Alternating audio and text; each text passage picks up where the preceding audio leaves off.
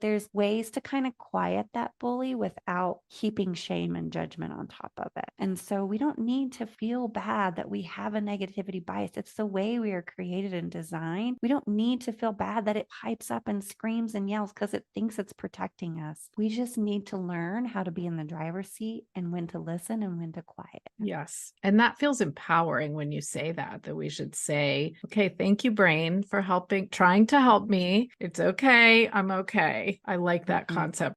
Are you ready to live your best life, make healthy choices, have success, have fun, and still have time for everything else? I'm here to teach you how to do that, and we'll all learn together from guests along the way as well. Follow along for some powerful tips on cultivating gratitude, making healthy choices for mind and body, and having fun doing it. What if all the angst and worry actually don't help? Oh my goodness, let's keep learning how to do this differently. OMG, hello, my friends. I am excited to be here on this episode today.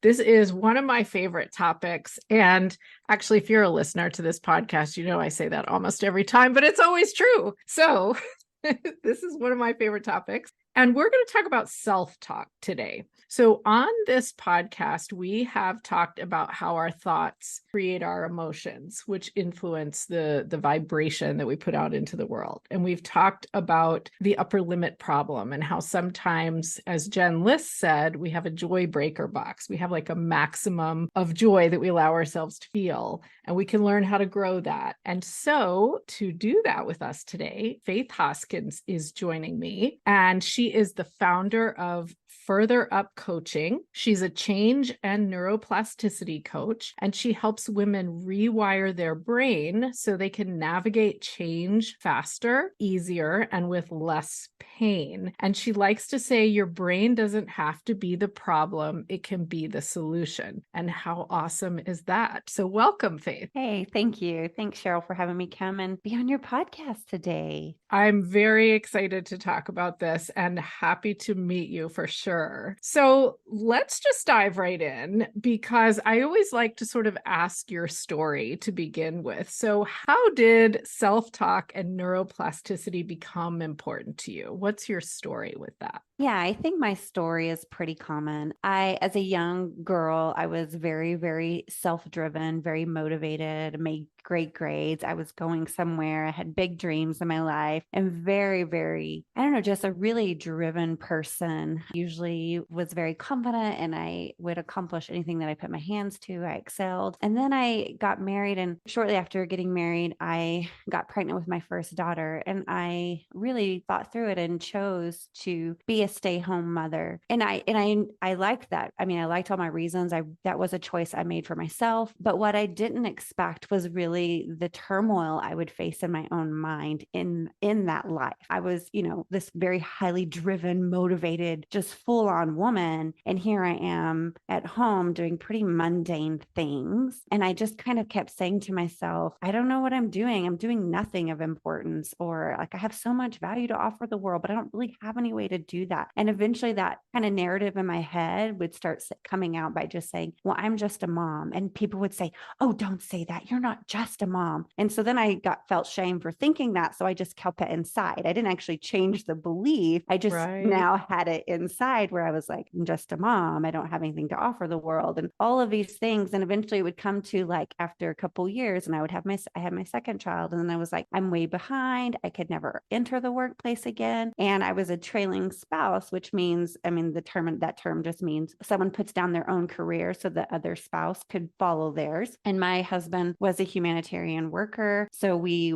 lived in all these different countries in Africa, and he was front lines working against Ebola, refugees, doing amazing work. And I just kept thinking, he's doing something really awesome for the world. And here I am stuck at home doing laundry, sweeping the floor, making meals. Like it just felt so mundane. It just felt like I was doing nothing. And I kept telling myself, I'm doing nothing. I'm adding nothing to the world. And so it was kind of this narrative I had within myself. And because I knew I shouldn't say that out loud, I never said it, but it was really became my own story until my girls got up a little bit older. And then my husband said, if you want to pursue your career, I will stay home. Maybe we could switch. And I was it all came out. I was like, what would I do? I don't have anything that translates into the real world. Like nobody would hire me. I have no value. I don't know how to make money. Like all of this came out. And he was like, maybe I should get a coach. Like, let's just work through some of that stuff. Cause he didn't believe that, but I believed it a lot because I had been saying it to myself for years. And so I did. I got a coach. And the first thing she was like, before you could even think about where you want to go or what you want to do, we've got to address your thinking,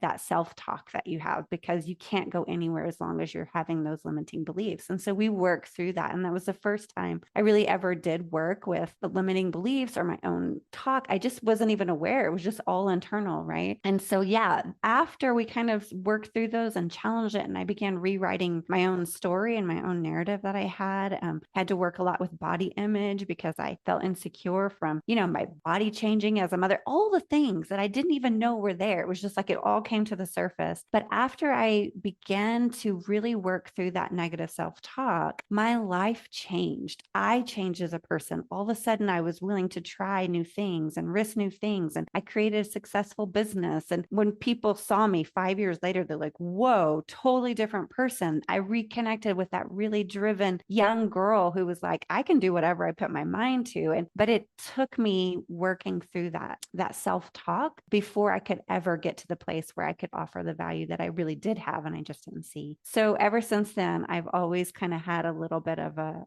soft spot or a heart for working with women through those limiting beliefs and that negative self-talk, whether it be body image, whether it be, career, whether it be relationships, whatever it is.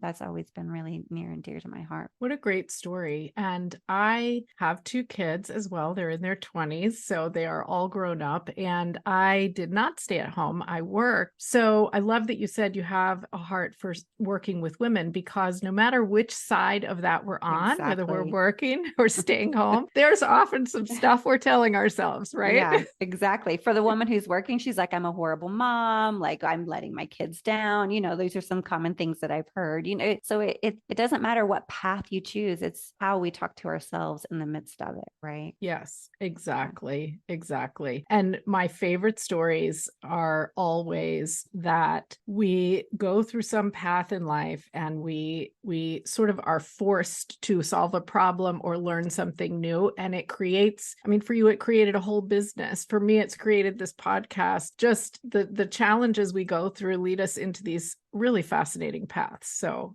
I love that that's your story as well. Yeah. Yeah. So I will confess to you, first of all, let me just say this to our listeners. Self-talk is the basis of just everything to a certain extent. So after saying that, I will say that this is one of those things that 10 years ago, when I was first trying to learn how to stop complaining all the time, number one, I was a teacher at the time and I complained all the time because that's kind of how we made it through the day. But also to learn how to be a bit more entrepreneurial and to go for challenges and to be okay with it. I was really naysaying the self-talk thing. Like, no, I don't know about this voice in my head thing. That sounds a bit silly. There's no talking voice in my head. And I really learned it's our brain, it's our thoughts, and we're talking to ourselves all the time. So can you give a better explanation than I do about what self-talk is and why it's so important? Yeah, I think there's a lot of ways to define it. I don't know if I have a better definition, but I do have maybe a more scientific. I kind of get geeky on science and neuroscience. That's why, being a neuroplasticity coach. But really what we call like this critic, some people call it the bully or the judge, any of these different words that we use is really scientifically in the behavioral psychology world. It's called a negativity bias. And this is the way that our brain is designed to actually remember or focus on negative stimuli much more than positive stimuli. So that would be, it remembers bad things that have happened during the day much more than it remembers good things. It's paying attention and looking for threat much more than it is for like what's going to go well. It is really trying to, the goal of the negativity bias really is to protect us, right? And so it's a good thing. It's something that we want in our life. It's not a bad thing. And it's actually helps, it's probably kept our species alive, right? This negativity bias. And so it's just, its ability to focus on negative things much more than positive. It always holds on to memories. It always is always looking for the negative. It remembers the negative, all of these things so that we don't repeat failures and mistakes that could lead to really dangerous things in our life. The problem with the negativity bias is when it kind of dominates the conversation in our head, right? So people kind of talk about different voices in our head. Different parts of our brain are programmed to and designed to do different functions in our life. So even though you have a part of our brain that's really focused on the negativity bias, you have another part of our brain that's much more forward thinking, that's maybe more rational, that's not as emotional, that is really kind of thinking about possibilities, and it's much more positive, right? And you just want to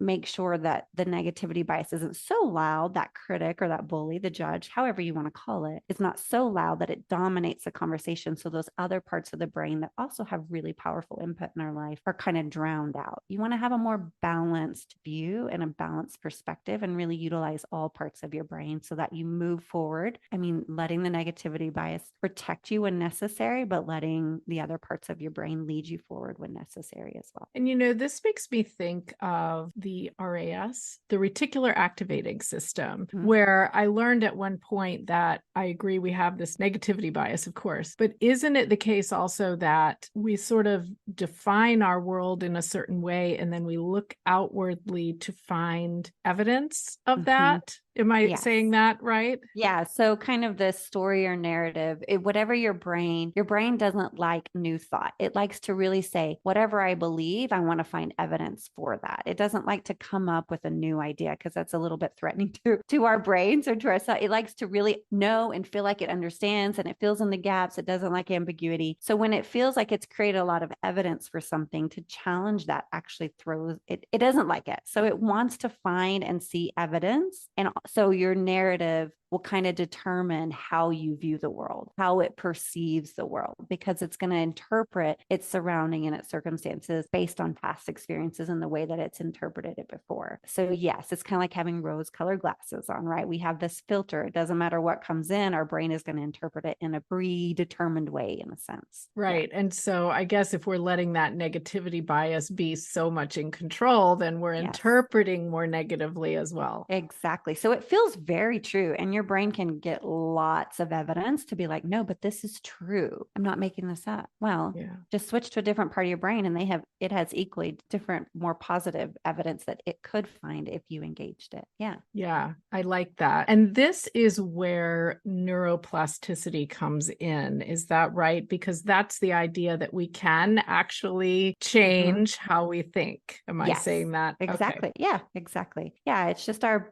brain has an incredible ability to adapt and change. It's not fixed or static, and it's always changing and adapting, but we have the ability to kind of to be a little bit in control of how that looks, like what kind of changes. We can teach our brain new things. We can be more control of our brain than what most of us usually are. We usually kind of let that negativity bias be in the pilot seat when it doesn't have to be. But these aren't things that we learn in health class or growing up. We don't learn this in school. So unless you go into that, neuroscience or behavioral psychology or any of the social sciences, or in case you read lots of books, like this is not common knowledge. So of course, I mean, it makes sense that when that seems to be the really loud voice and we find lots of evidence for it, it just seems really true. Then of course we believe that. Of course it kind of leads the way, right? So it probably feels deep down like these are good things to be thinking about because we want to be safe. And so if no one's telling us differently, then this is sort of the path we go down. thing. Yeah. Yeah. And I love to talk to my clients when we're going through this. I really like to talk to them about not getting mad or judging themselves for having this kind of bully in their brain or this critic. Because a lot of times we're like, oh, I shouldn't think this way. So we feel shame about beating ourselves. We beat ourselves up about beating ourselves up. Right. But instead, really take the moment to just say, thank you. I know you're trying to protect me, but it's not helpful right now. I'm okay. Or I'm willing to risk this. I'm willing to fail. Right. Like there's ways to kind of quiet that bully without heaping shame and judgment on top of it. And so we don't need to feel bad that we have a negativity bias. It's the way we are created and designed. We don't need to feel bad that it pipes up and screams and yells because it thinks it's protecting us. We just need to learn how to be in the driver's seat and when to listen and when to quiet it. Yes. And that feels empowering when you say that we should say, okay, thank you, brain, for trying to help me. It's okay. I'm okay. I like that concept for sure. Yeah. Yeah. It gets you much farther too. Yeah. Yeah. And so one of the things I was going to ask you, which we've kind of started down this path already with what we were just talking about, is, well, how do we learn to catch ourselves in these negative thought patterns and then make a change? Because I'm sure it's much harder. Well, I personally know it's much harder than just saying, stop it, brain, don't do that anymore. So how can we start to shift that? Yeah. Well, one of the, there's many ways, but one of the things that I do with my clients is I really help them imagine, as if like imagine your brain and you open it up as if there's a dollhouse and you can see all these little characters running around doing all their things. And then one of the rooms is whatever you want to call the critic, the bully, the judge. And you see it and you really imagine, what does this character look like? What is it wearing? What does its voice sound like?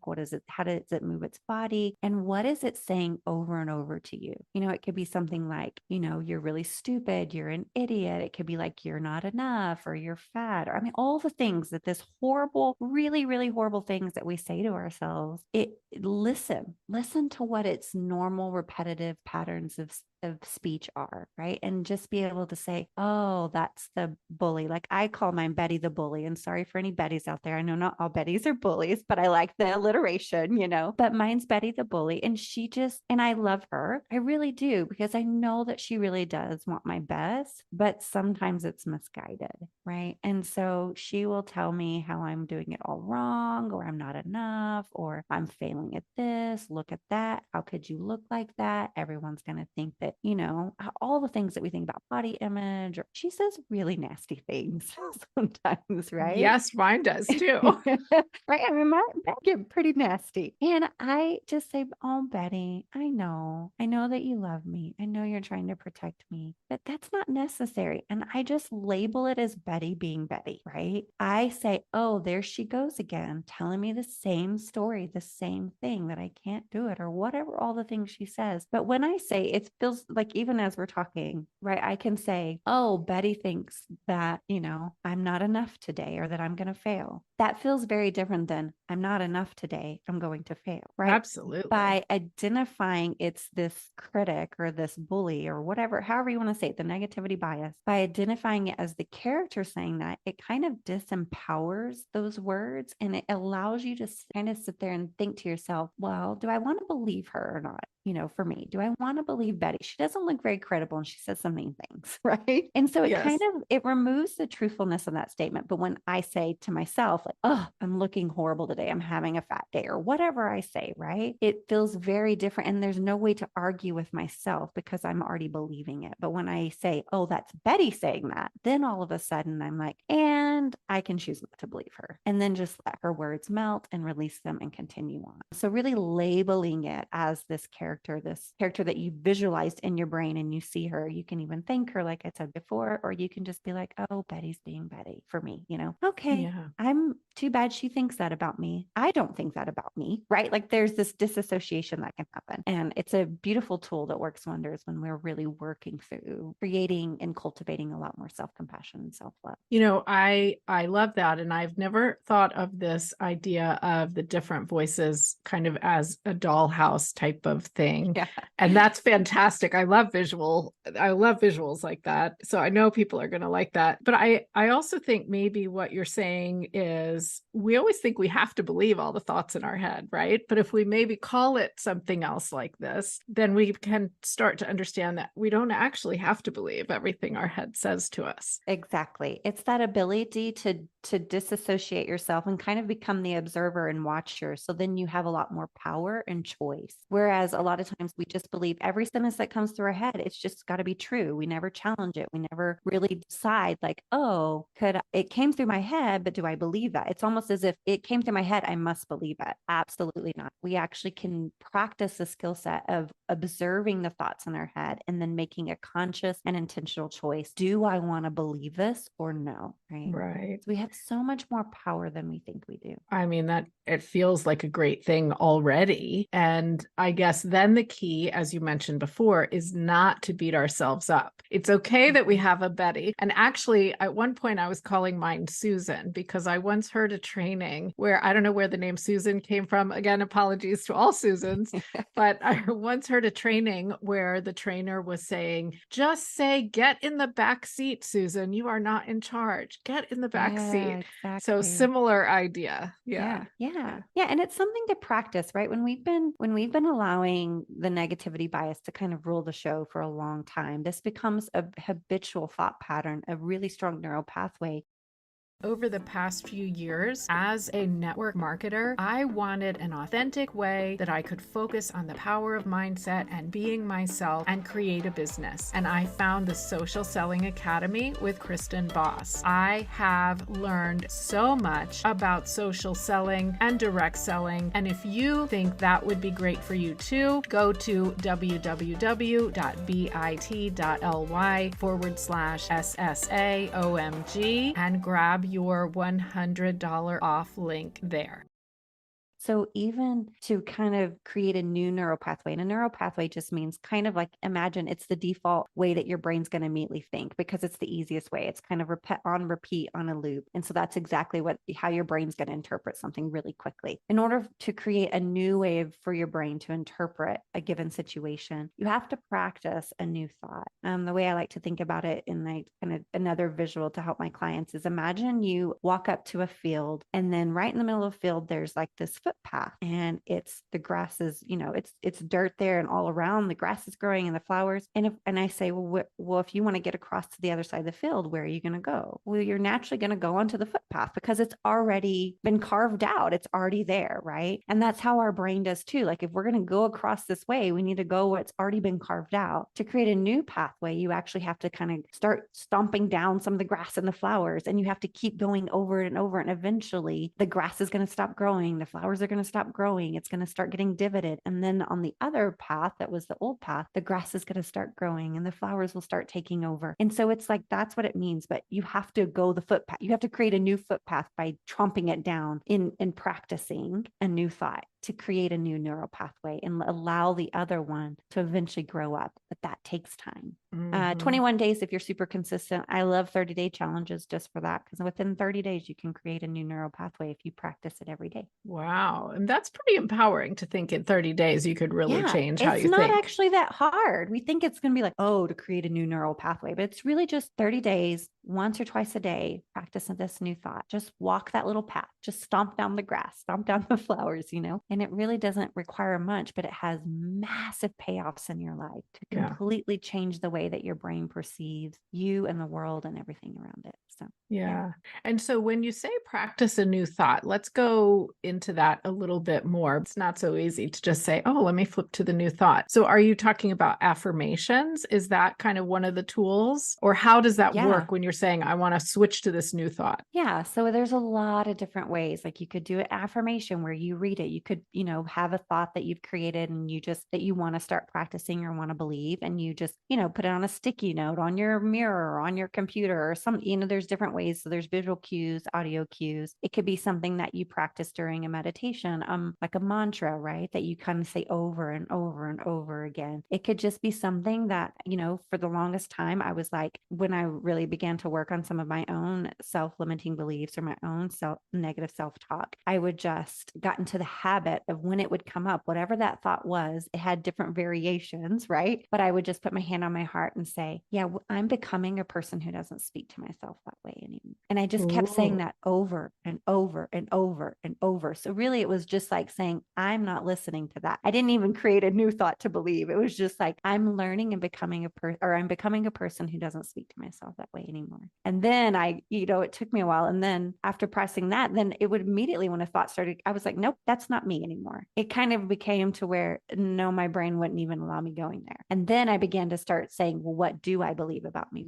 And then I would practice that new thought. So it was it's a practice. It's a series. It is a becoming a new way of being. It's a becoming and learning something new. But again, the payoffs are so worth it. Yeah. Yeah. And the key the whole time, I would think, is if we fall off this habit, or we forget, or we don't use the cues, or we get stuck in the negative, not to beat ourselves up and just start again. Yeah. You just are like, oh yeah, I went on this pathway earlier. I'm just go back to the new pathway I'm trying to create. It's not a problem. Every time you walk over that new kind of pathway you're creating, it's helping, right? And it's okay if you went back to the old one. You're going to. Of course you are. It's what you've been thinking, and it's the easiest one for a long time. It's not a problem. We just say, oh, yep, I recognize that. Let me try again. Let me practice, and even practice after the thought, like after you've noticed it. It doesn't even have to be in the moment. Just, oh, I noticed that earlier today. I remember that I had that thought. Okay, brain, remember.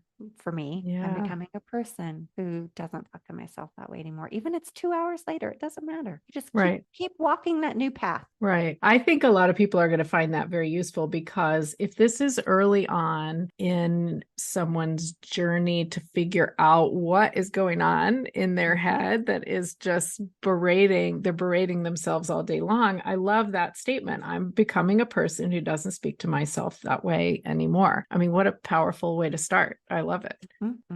Yeah. And that becoming, or I'm learning, it's kind of a easy way that gives yourself a lot of permission. And it just gives you a lot of grace that you're not doing it perfectly now. You're not that person, right? There's growth there. There's like, I don't know, it just feels more believable and more accessible. Like I can believe I'm learning or I'm becoming. It may be hard for me to believe I'm not a person who talks, right? Like that's a hard jump. So that becoming or learning, or I'm growing, any of those kind of, I call them bridge thoughts. Anything that kind of cushions the thought to make it more accessible and more believable is going to get you much farther than trying to force yourself to believe something you actually don't believe. That's a great point, because one of the things that I have heard people say when I'm learning about self-talk and how to change the way we think is, how can I say to myself over and over something that I just don't believe? Maybe I'll say, I earn $1 million a month. Well, if I say that to myself all the time and my brain still doesn't believe it, then am I achieving anything? So I like this concept that maybe there's a middle, like a gradual way that we could create new thoughts, as opposed to jumping right to something that we don't believe. Yeah. And I think that's kind of one of the misconceptions about positive thinking, is that if you just tell yourself something enough, you'll start believing it. Some cases maybe, but I think usually it just doesn't stick. It's like I'm telling myself, but if I don't really believe it, it's like I'm almost creating distrust within my body and my mind, because my mind's saying, you better believe this, but my body's like, no, not at all. And so there's this distrust there. I think what we want to do is really find the things that are accessible to us that we can believe, and that you can feel it in your body when you don't believe it. You kind of feel this resistance, or this like, whatever, you know what I'm talking about. Yeah, I know exactly what you're talking about. It's like, whatever, like you kind of feel a little resistance in your body. It's because they're not incongruent. They're not congruent with each other. Right. And so I'm big into like mind body connection, because I think there's such beauty in that as well. But like, be honest with yourself. Like, I don't believe that I'm going to make $1 million. In some world, maybe that's possible, but I believe that I could learn what it's like, or I learn the steps to make $1 million, right? So that feels much easier. I could learn. It doesn't mean I'm going to do it. And then maybe you get that and you're like, I'm becoming a person who make way more than I used to, twice as much. Or I'm becoming a person who a six-figure salary doesn't feel strange anymore, right? Like it's this kind of progress. And so your body and your mind are growing together. You're not forcing something that you don't believe, because it will not stick. And usually you'll probably give up thinking this positivity thinking doesn't work. Well, probably because they told you wrong. Like your brain doesn't work that way, and neither does your body. So, And so it's a lot about emotion, right? And the emotion that it kind of brings up in us when we say these certain things. I guess that's what you're saying. You feel it in your body if it's something that you absolutely just can't get on board with at the moment. Yeah. Like one that I think comes up often with women that I'm working with, like if you kind of boil all the negative self-talk down to one sentence, it's I'm not enough, right? And so for me to say, okay, well, you shouldn't think I'm not enough. That's not helping you. Let's be positive. You should really just start practicing. I'm 100% worthy and enough. It's not going to land. It's not going to stick. So I call them like ladder thoughts or bridge thoughts. Again, it's like, okay, so you don't believe you're 100% worthy. Totally fine. That's maybe where we're going, but let's just go one rung up at a time, right? So the first thought may be, I believe humans are enough. And then so if I can believe that, so take it off of me. I believe other humans are enough, or humans in general are enough just as they are. Well, that's probably much easier to think. And then the next one is, well, I'm a human. Right. So practice, I'm a human. Right. So then that kind of is a little bit, it takes the edge off. Well, I can believe, yes, I'm a human. I have to concede to that. Right. But practicing humans are enough. I'm a human. Right. And then I'm learning to see where my worthiness is. I'm becoming a person who can see my enoughness. So that's ways to move up and kind of gain some ground until you can really believe I really am 100% enough.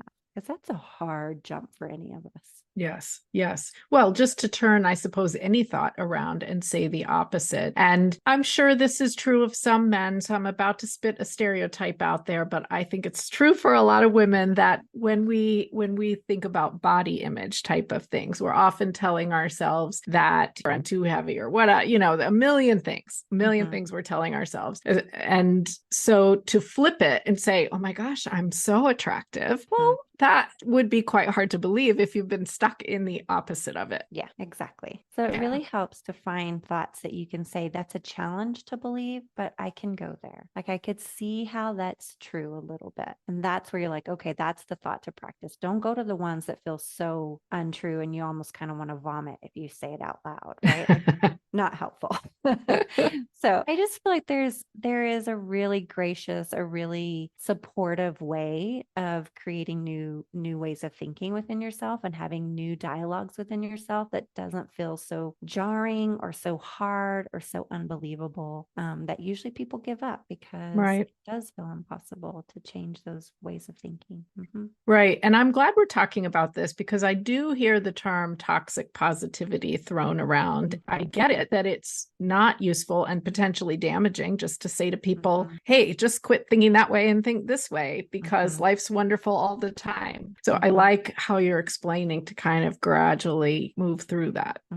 Yeah, exactly. Yeah. And I think that's the resistance, and maybe the resistance you felt, before you started getting into this work, that it's like, I mean, it kind of sounds real woo woo, or it sounds like, it seems a little far out there. Oh, if I just say all this stuff and I just like throw these words out there, all of a sudden our whole universe and life is going to change. Well, no. Right. And I think that, I mean, there will be somebody who disagrees with me, but that's okay. We can all choose to believe what we believe. Totally fine. I do believe in positive thinking, but I also believe that it has to be in a way that is in alignment and congruent with your body and mind. And so then you actually end up like what you had said earlier, where our thoughts determine how we feel. And when we feel, it fuels our behavior, and our behavior matters because how we show up in the world is what we create. Right. And so I do think that our thoughts, it all starts with our thoughts and our thinking, but you have to do it in a way that you actually believe it, or else it's not going to change the way you feel, which means you're not going to be fueled by a different emotion, which means you're not going to show up in a different way and you're not going to create something different.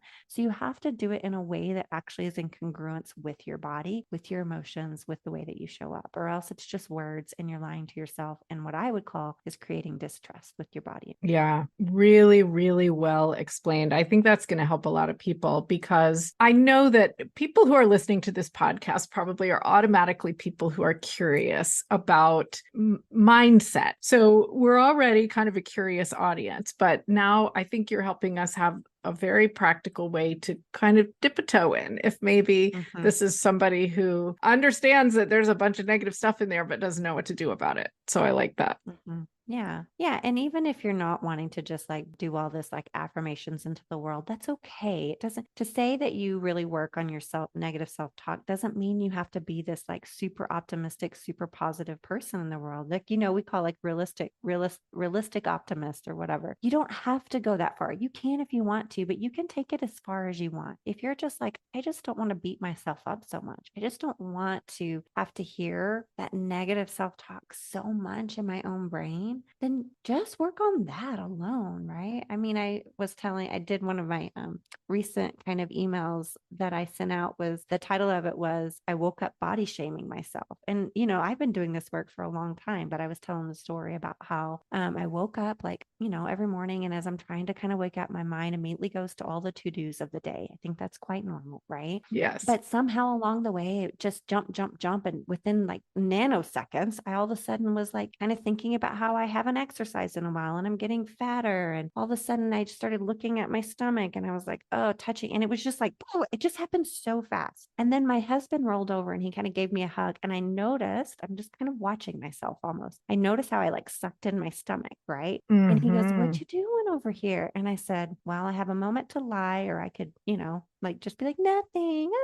Or I could be honest. I said, I'm sitting here body shaming myself. And he was like, oh, that sounds horrible. And I said, it really is. And I just named it for what it is. And then I already had the tools of knowing how to talk kindly to myself. So I just said, thank you, body. Thank you for, even while I was sleeping and completely unaware, you kept me alive. You nourished me. I'm up this morning. You're getting me up. The muscles are going. The blood is going. Thank you. You're going to carry me throughout the day. You're going to do so many good things for me. Thank you. And I love you. My whole demeanor changed. If I had got stuck in that negative self-talk, I would have gotten up when I was getting dressed. I would have like kind of gave a disgusting look to myself in the mirror. I would have been like, I can't do it. It would have just like become this cycle and this spinning of negative self-talk where I stopped it. It didn't, it's like, Miss Betty there, she was there bright and early. She woke up first, but I was able to say, no, it's not how I talk to myself, right? Because I was becoming a person who doesn't talk to myself that way. But now I'm like, yeah, no, that's not me anymore. And I can meet myself with compassion, with love. And that just feels so good. So even if it's just for that alone, why not? Why not try? Why not give yourself and invest in yourself the 2 to 3 minutes it takes in a day for 30 days to meet yourself in a totally different way? Like, yes. What's the downside here? I don't know. For me, I'm like, I don't really see that there's any upside to keep talking to myself that way. And I feel like there's a lot of benefit to at least give it a go and try. I don't, so I guess my encouragement to all you listeners out there is you get to decide how far you want to take this, but even just meeting yourself with so much more compassion and kindness will take you pretty far. And you don't have to throw any affirmations out there into the world if you don't want to. And if you do, yay, that works. Even better. Yeah. Yeah. What a great synopsis, because no matter what we actually physically look like or weigh, we get stuck in this stuff. It's not based in reality, right? No, not at all. I'm a beautiful woman. Oh my goodness. Like, I'm sorry. I mean, I believe that, but there's moments when I don't, right? Like, of course, beauty's in the eyes of the beholder, but I do think that I'm a beautiful woman and I am happy with my body, but there are these moments and they come up sometime in every day. Like Betty's there and she's trying to think, oh no, if you don't look the right way, or if you're not the right size or the right weight or the right color or the right gender, all of those things, the right age, right? Like I'm getting gray hairs, all of the things. If you're not this thing, you're going to be rejected. She's worried that I'm going to experience rejection because of how I look. So I remind her, it's okay. I will never reject me. I got me. You don't need to be worried, right? So that's that practice. It's It's been several years. I'm still working on it. I'm human. You're human. Every listener out there, you're a human with a human brain. And so we just do our best. Yeah. So, okay. So let's wrap this up with any recommendations in terms of resources and how people can kind of take this further. I'm going to say definitely go back and listen to some previous episodes of this podcast. Episode 1 was all about how everything is energy. And then I did an interview with Karen Mullins about how powerful our thoughts are. So go back and listen to those. And I also think tapping, which I did an episode on, might be an interesting thing to help us believe new things. And I see you nodding. So you're familiar with tapping, I guess. Yes. Great. Yes. So then besides those things, what else would you say for people? Yeah. Well, I have a book that there's a couple of things that I kind of some of my go-tos. If you're a book reader, I know not everyone is, not a problem, but if you are, there's a book called Hardwiring Happiness. It's by Rick Hansen. He is a PhD in neuroscience, and he really, really understands the way to work with your brain to create this confidence, peace, contentment, happy. Yeah, I think he brings in the science and the neuroscience behind all the emotions that we want to feel in our life, right? And how to work with your brain in that. There's also a podcast that I love to listen to. It's called The Happiness Break, and they use a lot of just helping. It's just like a little 10-minute snippet that you can just use during a little coffee break or a tea break or your lunch break, and it's just a great reset. They do some meditative work, imaginative practices. They give science behind it and the way it's helping in your body and your mind. So that's a really easy, accessible resource for people, even if you're new to that kind of world. It's really just very, very accessible to the average person, right? And then I also on my website, I think you'll probably put that in the show notes. I but will. On my Yes. blog I did a February webinar masterclass on the negativity bias and what to do. I lead people through the imaginative practice, so they could go through that since we've been talking about it. They can find that on my blog. If they just scroll down to February and take the masterclass there, they'll get a lot of other helpful tips and practices they can do. Yeah, I think those are my 3 favorite. That's fantastic. Yeah. And your website is furtherup.org. And I definitely will put that in the show notes as well. And I know people can come and find you there. So this has been really quite fascinating. I have Spotify playlists that we call Mood Lift because I just think music is so powerful and getting ourselves out of a funk. One way to do that is with music. So what is your favorite song to listen to improve your mood, raise your vibration? Feeling Good by Michael Bublé. Great. It's such a good song. So a lot of times I'll do that in the morning and dance in my office just to get me going, get me in the right frame of mind. And it's just a way to just acknowledge all the goodness in the world around me, get my mindset not seeing all the bad things, but to see all the beauty and goodness. And it just has me feeling good. And it's got the beat and the rhythm. Yes, it's a great one. Highly recommend that one. Awesome. I will absolutely have that on the playlist. And again, I love this question because never has anyone said the same song. So it's always, serious? I'm like, oh, I'm sure she's had this one tons of times. What? Nope. Oh my goodness. Never have had a repeat yet. The list. So good. Absolutely. Well, this has been great. And I think that, if this is really new for somebody, if you're listening, go back and listen again, because we really, I think Faith really broke it down well and talked to us about kind of the ways that we could start to believe this. And your statement, I'm becoming a person who doesn't speak to myself that way anymore, is such a great start. And so thank you, Faith. Thank you so much for having me. And I hope this is helpful for all of your listeners. I know that it is a practice, but it's something that we all should invest in for ourselves. So I agree. So absolutely. Thank you.